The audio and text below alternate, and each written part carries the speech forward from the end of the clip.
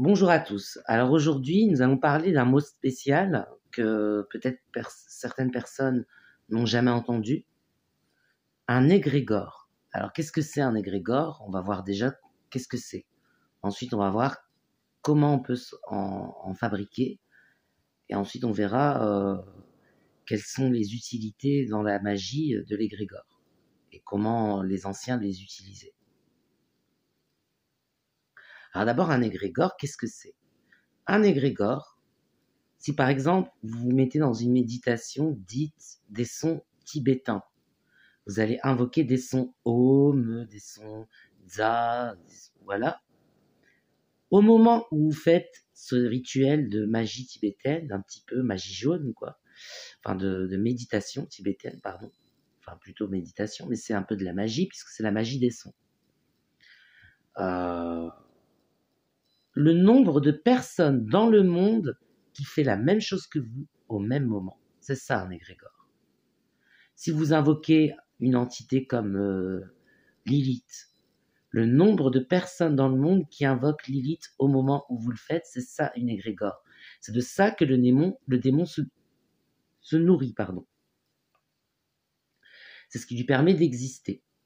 Alors en magie, souvent, on va vous amener à créer votre propre égrégore. C'est-à-dire que pour qu'elle soit puissante, vous allez devoir créer une égrégore. Pour qu'elle puisse exister, par exemple, je donne un exemple, c'est au hasard, hein, il y a d'autres exemples. Si vous résumez toute votre pensée en un seul symbole, et que votre pensée est vraiment particulière, a une portée particulière, et que vous avez écrit, et qu'on vous a lu, qu'on vous a relu, que vous avez inspiré d'autres personnes, le symbole que vous allez utiliser sera le symbole d'une égrégore. D'un égrégore ou une égrégore, bon, je pense qu'on peut dire un égrégore ou une égrégore, je ne suis pas certain.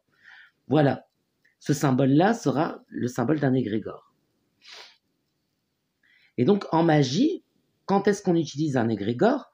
Eh bien, c'est ce qu'on a vu dans la manière de pratiquer la magie, dans les exercices de magie, la formation d'un cercle.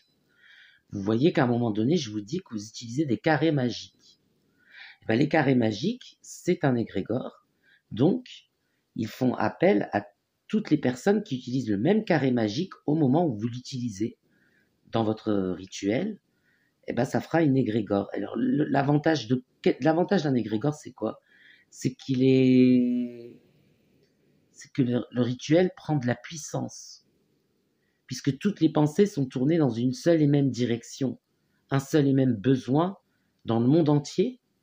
Le démon est nourri et exauce les prières plus facilement, puisque elles sont toutes dirigées dans une seule et même direction. Donc ce sera plus facile pour le démon. Et pour la personne qui a créé sa propre égrégore, ça peut lui donner de la puissance. Elle peut prendre l'énergie, parce qu'une égrégore étrangère, une égrégore qu'on ne connaît pas, c'est ce qu'on appelle un vampire. Parce que c'est une source d'énergie qui s'alimente de notre pouvoir, de notre énergie à nous. Tandis que celle que vous avez créée, c'est vous qui vous alimentez de son pouvoir, de son énergie à lui, l'égrégore en question. Donc voilà ce que c'est qu'un égrégore. J'espère avoir été clair et à bientôt pour une nouvelle vidéo.